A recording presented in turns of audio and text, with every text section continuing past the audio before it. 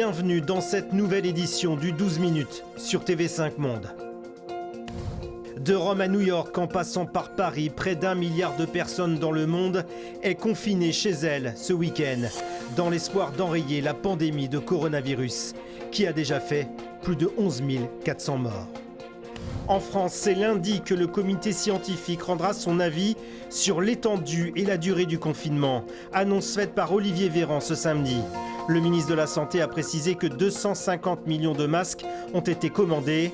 La France compte désormais 450 morts. Dans les hôpitaux, comme ici à Mulhouse, les services sont à saturation et les équipes inquiètes. Moi j'ai peur pour moi, j'ai peur pour mes proches. J'ai du mal à voir l'issue en fait. Aux États-Unis, Donald Trump a écarté pour le moment le confinement total du territoire national. Après la Californie, l'État de New York, le New Jersey, l'Illinois, la Pennsylvanie et le Nevada ont décrété l'arrêt de toutes les activités non essentielles. À Washington, la communauté francophone se prépare. À une demi-heure du centre de Washington, c'est une institution dans ce petit quartier. Le salon de coiffure de Rose Coffey. Elle est originaire de Côte d'Ivoire. Je nettoie avec de l'alcool à 91 degrés. Rose Coffey a des clients fidèles, mais depuis une semaine, malgré les précautions, la désinfection du salon, les clients ne viennent plus. Les gens ont peur, les gens restent à la maison. Plus aucun revenu, alors la coiffeuse a eu une idée, se remettre à la couture.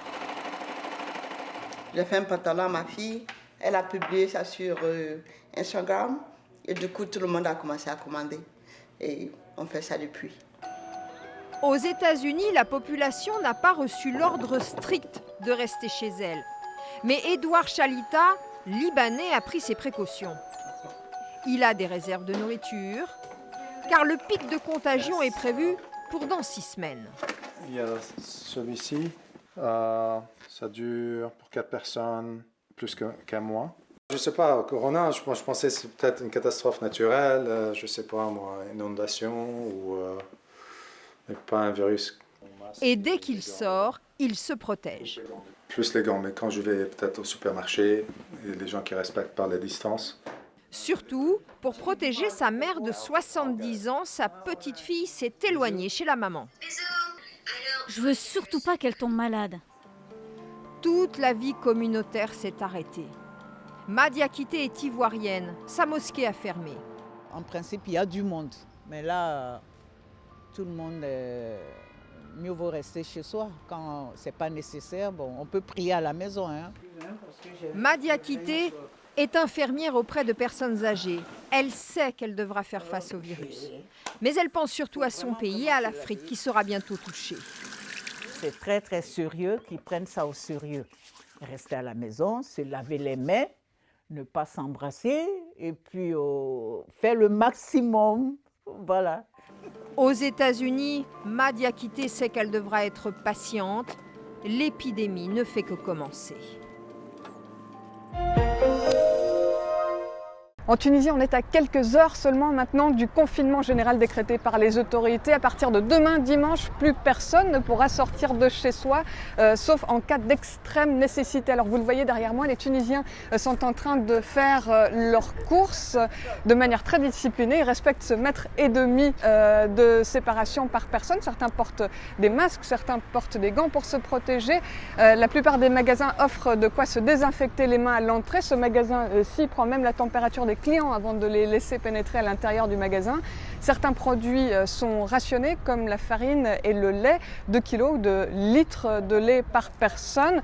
Si les Tunisiens se montrent aussi disciplinés, c'est parce qu'ils connaissent extrêmement bien leur système de santé, très fragile, système de santé qui serait tout simplement incapable de faire face à un afflux important de malades. Pour l'instant, nous en sommes à 60 cas de coronavirus confirmés dans le pays.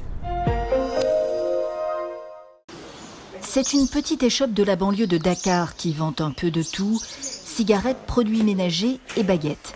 Gants aux mains, Mohamed Diallo sert le pain beurré ou tartiné de copieuses couches de chocolat avant de le livrer à ses clients enveloppés de papier journal. Mais il oublie parfois de se protéger les mains. Or, en ces temps de coronavirus, la vente de baguettes est en sursis dans les épiceries sénégalaises, décision des autorités en décembre déjà, avant même l'apparition de l'épidémie. Le fait de nous interdire le pain dans les boutiques, ça serait compliqué pour nous parce que là, on gagnait quelques sommes dans le pain, 15 francs, 10 francs. Un problème économique pour les petits commerçants qui écoulent 2/3 des 8 millions de baguettes fabriquées chaque jour au Sénégal. Les consommateurs s'inquiètent aussi. Moi, je suis d'accord pour qu'on interdise. Mais il faut que le gouvernement crée les conditions. Sinon, ça va créer la bousculade dans les boulangeries. Et ça risque aussi de créer d'autres problèmes d'hygiène et de santé. Frottez-vous les mains. Se laver les mains soigneusement, premier geste barrière. Le président Macky Sall en personne donne l'exemple chez lui. Je vous invite, vous aussi, à faire de même pour barrer la route à la propagation de la maladie Covid-19. Ce vendredi, les autorités ont même décidé de fermer les mosquées. Le Sénégal compte pour l'instant une 40aine de cas de Covid-19.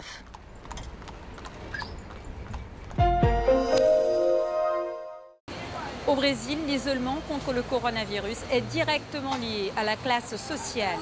Il s'agit d'une mesure prise surtout par ceux de la classe moyenne aisée, par ceux qui peuvent se permettre de rester à la maison et travailler de la maison. Mais ce n'est pas la réalité de la plupart des travailleurs qui sont obligés de sortir tous les jours et prendre les transports en commun.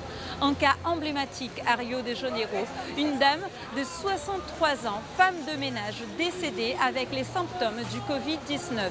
Son employeur était rentré d'Italie, diagnostiqué positif au coronavirus et pourtant, il ne l'a pas dispensé de ses fonctions. À Brasilia, le président Jair Bolsonaro ne donne pas un bon exemple non plus. Récemment, il a encouragé son électorat à manifester en son soutien. Certains sont sortis dans les rues, comme cette femme sexagénaire que vous allez entendre. On ne risque rien en plein air et surtout, Dieu est tout-puissant. Il connaît nos motivations et Bolsonaro est un homme de Dieu. Au moins, au niveau régional et municipal, les leaders prennent les choses en main. Dans l'état du Pernambuco, où je me trouve, les cours sont suspendus dans les écoles. Tout rassemblement public de plus de 50 personnes est interdit et les commerces seront fermés à partir de samedi. Et dans le reste de l'actualité, l'Iran, en pleine crise sanitaire et isolé diplomatiquement, a libéré le chercheur français Roland Marchal après 9 mois et demi de détention. C'est officiel, Roland Marchal est libre. Sa compagne Fariba Adelka, elle est toujours prisonnière en Iran. Les 2 chercheurs ont été arrêtés en juin dernier, accusés d'atteinte à la sûreté nationale. Pour ceux qui les ont toujours soutenus, cette libération est une joie, une demi seulement.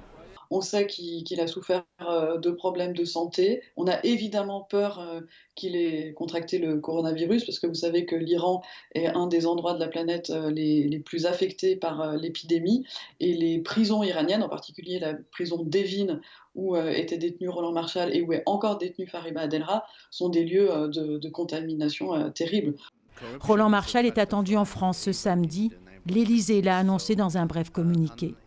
Téhéran a donné plus de détails, déclarant que l'universitaire français a servi de monnaie d'échange. Paris ayant de son côté libéré un ingénieur iranien, on le voit ici de retour chez lui, accueilli par sa famille. Pour l'Iran, ce donnant-donnant est aussi une stratégie. Le pays ravagé par l'épidémie de coronavirus tente de rallier la communauté internationale à sa cause.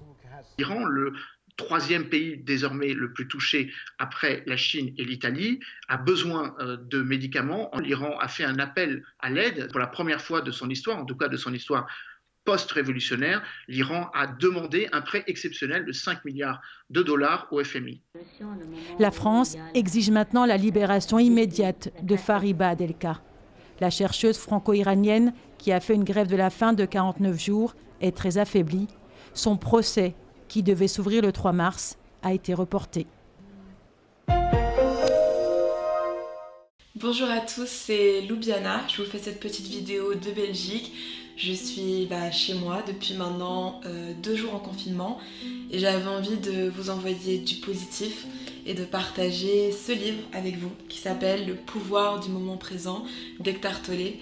Ça fait des années que je recule le moment de lire ce livre parce que je suis le genre de personne qui a l'impression que j'ai trop de choses à faire, alors que je sais vraiment au fond de moi que c'est important de prendre soin de soi. Et je pense que durant cette période, même si elle est difficile, c'est justement le moment de prendre soin de soi, de profiter et d'être ancré dans le moment présent. Et en prenant soin de soi, on va aussi prendre soin des autres.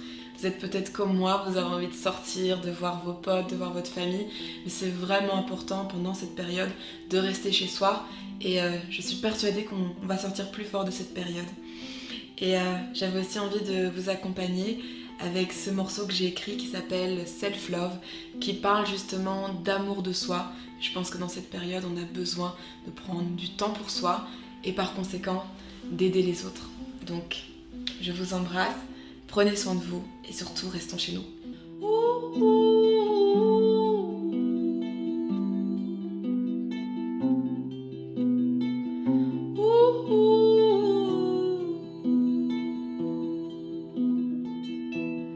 People say in life you get what you ask.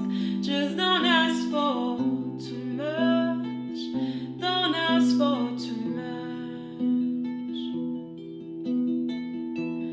'Cause I know them well, those demons of myself. One day somehow I let them go. Self-love is so hard to find. You give yourself away and you wonder why. Self-love